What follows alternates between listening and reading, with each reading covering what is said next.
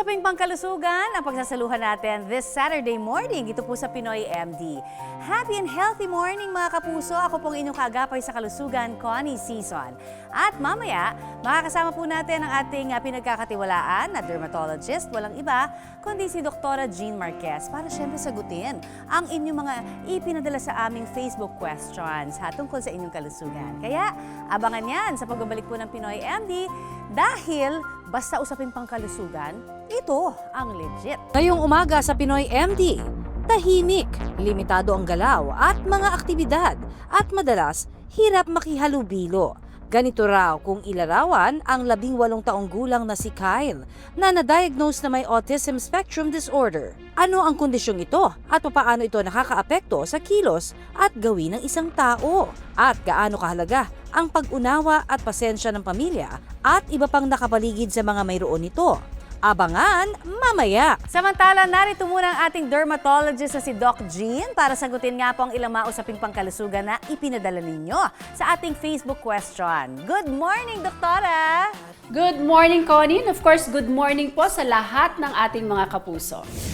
Eto na for our first question, Doktora Jean. Tanong ni Krishna Ramos, bakit daw kaya ilang beses siyang nagkaka-ingrown? Naku, masakit yan.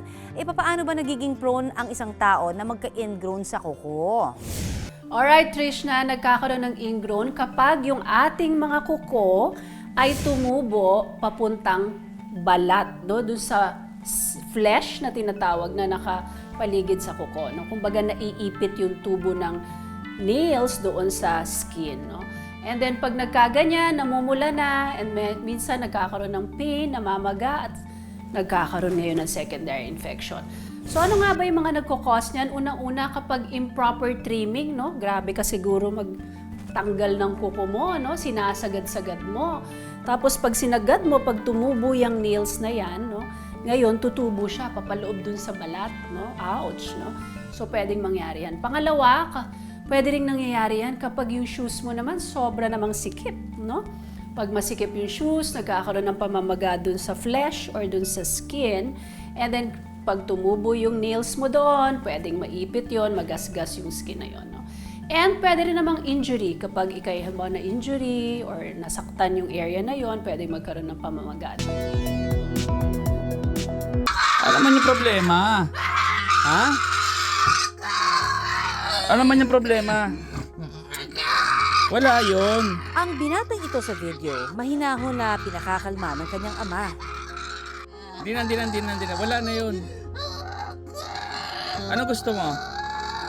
Ha? Aalis tayo, di ba? Makikita rin sa video ang sirang laptop at electric fan na kagagawan din daw ng binata. O, dito ka muna, mainit. Pero imbis na magalit sa anak, ang ama kalmado at mahaba ang pasensya. Ano ang kwento sa likod ng video na ito? Para sa mahal kong anak na higit pa sa sarili ko. Ang nakakaantig nilang istorya, abangan dito lang sa Pinoy MD.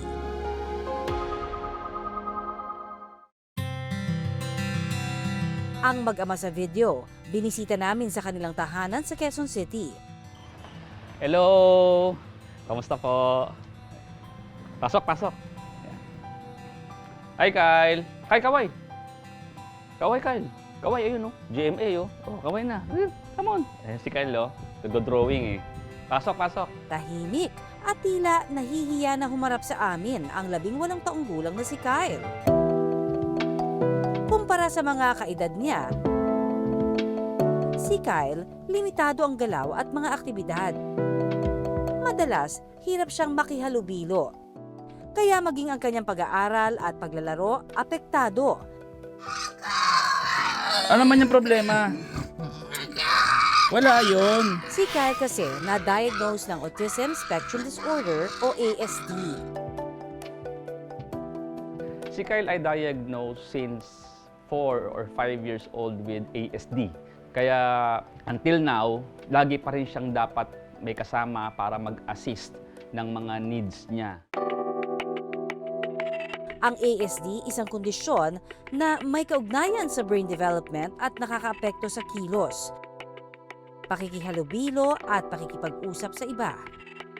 Ang autism spectrum disorder ay isang klase ng developmental disorder na kung saan ang bata ay may problema sa kanyang behavior, sa kanyang communication, at saka sa kanyang social skills. Kwento ng amang si Val, 2 taon noon si Kyle nang may mapansin silang mag-asawa sa kilos at gawin ng anak. In-expect ko kasi mga 1 to 2 magsasalita na kahit daddy or mommy. Pero nang pagdating niya ng 3 years old, yung mga dapat niyang sabihin talagang 0 kahit daddy, mommy, wala eh. So pag gusto niya ng milk, kukunin lang niya yung bottle, yung dede, iaabot sa'yo, tapos ikaw na magtimpla. Kahit na mga unang buwan pa lang sa buhay ng isang bata, may mga milestones po kasi na dapat na na-achieve na isang bata. Milestones, behavior, as simple as, di ba, pag 2 months, ngitian mo yung anak mo, nagre-respond sa'yo, di ba? Tapos pagdating ng mga 8 months hanggang 12 months, mama na siya. Pag hindi mo yan nakikita sa anak mo, mabahala ka. Kasi yun yung mga early signs. Bukod dito, mahirap din daw siyang magbalanse. Pag naglalakad siya, hindi balanse, nagtitipto. Andun din yung wala siyang eye contact. Ang kauna-unahan na senyales ay, pag tinatawag, hindi naman siya bingi, nandededma. Tapos, pag kinakausap, hindi tumitingin sa mata. And then, meron siyang mga mannerisms, no? Pwede sa kamay. Pag naglalakad siya, nakatiptoe siya. Tapos, marami din siyang sensory issues like nagtatakip siya ng tenga. Tapos, ngiti siya ng ngiti. Wala naman nakakatawa. Dahil sa mga senyales, minabuti na nilang ipasuri si Kyle sa isang espesyalista. Dito na na-diagnose na mayroon nga siyang autism spectrum disorder. After ng mga test, observation, assessment, and laboratory, na-confirm na nga na meron siyang autism. Wala akong makikitang frustration sa akin, pero deep inside, gulong-gulo na isip ko eh. Nag-usap kaming mag-asawa. Siyempre, dadaan na kami sa mga advice ng aming doktor, gaya ng occupational therapy, speech therapy, ABA. Hindi raw naging madali na tanggapin ang sitwasyon ng kanyang anak, lalo't nag-iisang anak lamang si Kyle. Wala naman akong karapatang sumuko kasi wala namang aasahang iba si Kyle. Ako yung sandigan niya, kami yung kanyang inaasahan. Di na. Wala na yun. Pero ang tanong, Dok, ano nga ba ang sanhi ng ganitong kondisyon? Ang kasagutan, abangan mamaya. Back to our Facebook question again, Dr. Jean. Ano ang tamang skincare para mawala yung mga pores and scars sa mukha? Tanong yan ni Marie Grace R. May mga skincare na tinatawag na exfoliating skincares, no? Or yung mga smoothening skincares. Yan yung mga vitamin A-derived chemicals like retinol, retinoic acid, retinaldehyde, no? Iba-ibang klase yan, no? Pwede rin mga glycolic, alpha-hydroxy acids, no? Or mga mandelic. Of course, dapat yung mga smoothening creams na yan, meron talagang guided ka ng iyong dermatologist because these are irritating creams, no? May potential siya na maka-irritate. So, dapat masuri muna, ano bang skin type mo? Sensitive ba? Oily ba? Combination ba? Lahat yun kinukonsider. Tapos pangalawa, ano ba yung soap na gagamitin mo kasabay nun? Kasi kung sobrang tapang na nung soap, pwedeng lalong mag-cause ito ng irritation, mag-i-smoothen nga, mangingitim ka naman, no? So, of course, talagang dapat talagang masuri ka at mabigyan ka talaga ng parang kumbaga kit. Because you also need, pag mga gumagamit ka ng mga smoothening creams, dapat may mga moisturizers din, no? So, go to a dermatologist para talagang masuri yung iyong skin. Ang Miss Universe Philippines 2023 na si Michelle Marquez D, ibinahagi rin sa publiko na may mga kapatid siyang nasa autism spectrum. Naging daan din ito bilang advocacy ni Michelle na ipalaganap ang awareness at pagtanggap sa mga taong mayroon ito. Noong nakaraang taon, mapalad kong na-interview si Michelle kung saan ibinahagi niya ang kanyang advokasya. I've been an advocate for the autism community since actually it's a lifelong mission of mine. I have dalawa po yung kapatid ko na nasa autism spectrum. Dito po kasi sa Philippines, medyo may pagkukulang pa po sa association, the knowledge, the education, not just with what we know but also in our laws, what we're able to provide our persons with disabilities. Right. And kasama na din po dun yung mga individuals on the autism spectrum. So ako po, kaya po ako nagpalaki ng platform para I create that voice that's heard and that can be listened to. Palaisipan din daw kina Val kung paano nagkaroon ng autism ang anak na si Kyle. Nagtataka ako kung saan namin nakuha to kasi lalo na ako, angkan kami ng maiingay. Angkan kami ng mararami. At doon pa lang sa isa lang naging anak namin, medyo di ko maubos maisip. Pero Doc, nasa lahi nga ba ang pagkakaroon ng autism?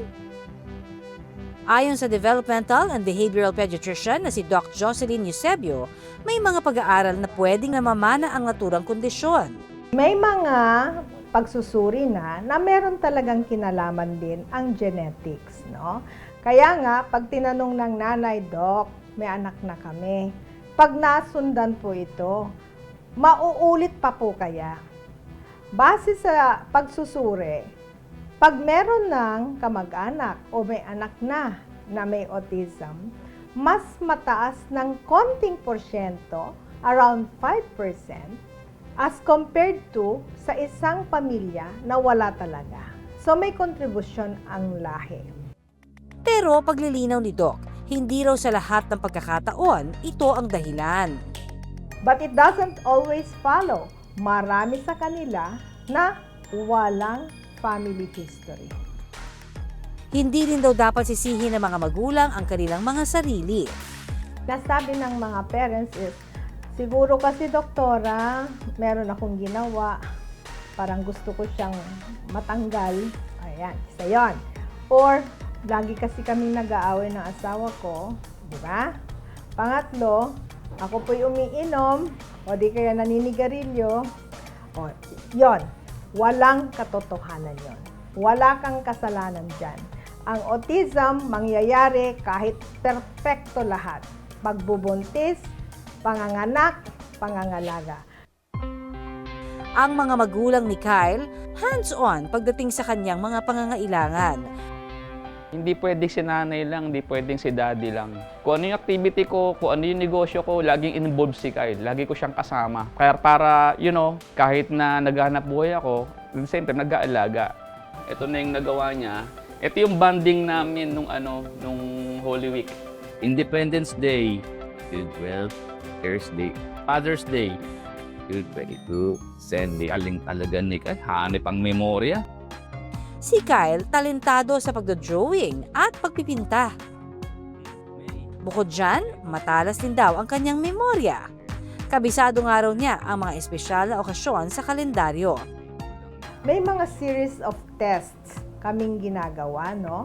Para malaman natin kung ano yung kakayahan nila, no? May kakayahan silang makapagsalita, may kakayahan silang perform na academic skills. Nagpipishing si Kyle. May huli, ang galing ni Kyle. Sige, ikot. Madalas din daw magbonding ang mag-ama tulad ng pamimingwit ng isda at paggawa ng content online.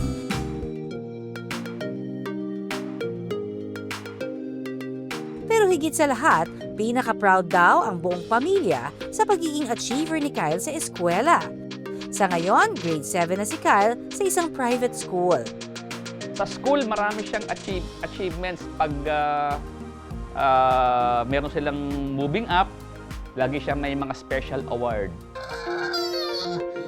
At kung nakararanas ng meltdown, patience is the key raw. At hanggat maaari, iniiwasan din nila ang mga bagay na nakaka-trigger kay Kyle.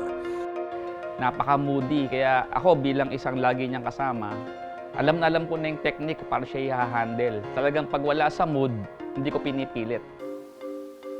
Ayon kay Doc, para sa mga pamilyang nakapaligid sa isang batang may autism, mahalaga ang pag-unawa sa kondisyon para mas lubos na maunawaan ang kanilang behavior, lalo pat ang iba sa kanila, limitado ang communication skills. Kasi hindi nila makuha yung gusto nila, hindi nila masabi kung ano yung gusto nila, hindi naman din mahulaan ng mga tao sa paligid nila kung ano yung gusto nila. Unang-una, dapat nating maintindihan na yun ay isa talagang sa kanilang problema. So iwasan natin na most of the time, lahat na lang ng gusto niya ino-no natin. But at the same time naman, we have to be consistent, no? Na pag no, no din. Para kay Val, isang bagay lang daw ang hiling niya para sa anak, ang matuto siyang tumayo sa sarili niyang mga paa. Hindi ko alam kung sino mauna sa amin, kung siya o ako. Di ba yun ang masakit pag tumating na yung panahon na yun. Kaya ako bilang ama ni Kyle at gaya ng mga magulang, ang prayer talaga namin makatawid sila. Makatawid sila bilang sa sitwasyon na ganito, maging independent sila. In fact, sa lahat sa kanila, yun ang primary goal natin. Yung sila po ay matutong kumain mag-isa, magbihis mag-isa, maligo mag-isa. Dagdag ni Doc, para sa mga kapuso nating gustong ipakonsulta ang kanilang mga anak sa mga espesyalista, kung makitaan ang mga senyales ng ASD, may ilang pampublikong ospital na nagbibigay ng libreng serbisyo. Marami na po talaga tayong government institutions naman, katulad ng National Children's Hospital, Philippine General Hospital, Philippine Children's Medical Center, and even yung mga private, no? Meron silang tinatawag na service. Marami na hong local government units na nagbibigay talaga ng support. At para sa mga kapwa magulang na hindi napapagod mag-alaga sa mga anak na na-diagnose ng autism, Sa mga magulang na may ganitong klaseng kondisyon, unang-una, okay mapapagod. Nakakapagod pero hindi kayo pwedeng mapagod. Yung pasensya, yung pagmamahal, wag na wag mawawala. Una, tanggapin. Wala nang denial, tanggapin nyo na, nandyan na yan. hanggat kaya, hindi naman daw mapapagod si Val at ang buong pamilya na umalalay kay Kyle. Kyle, si Daddy nandito lang lagi para sa'yo. Hindi ako susuko. Magkasama tayo habang buhay. Asama kita kahit saan tayo, kahit anong mangyari, hindi kita iiwan. Hindi ang matang mapanghusga, kundi pusong may pangunawa ang kailangan ng mga taong may autism spectrum disorder. Kahit may mga hamon sa kanilang pagkilos at pakikisalamuha, may kakayahan pa rin silang mamuhay ng maayos at may dignidad. Ang mahalaga, iparamdam sa kanila ang pagkalinga at buong suporta mula sa pamilya, kaibigan, at mga espesyalista. Hanggang sa susunod na Sabado, tutok lang kayo dito sa amin sa Pinoy MD. 6:30 in the morning, ha? It's a date. Ako po si Connie Season, ang inyong kaagapay sa kalusugan. Nagpapaalala na syempre, iisa lang ho ang ating katawan. Kaya dapat lamang natin itong pangalagaan. At ako naman yung dermatologist, si Dr. Jean. At tandaan, unahin ang kalusugan at lagi pong tumutok dito sa programa kung saan kayo at ang inyong kalusugan ang laging number 1. Dito pa rin sa nag-iisang tahanan ng mga doktor ng bayan, ito po ang Pinoy MD. MD. Kalusugan, Pinoy sa lahat ng katawan, kaya dapat ito pangalagaan.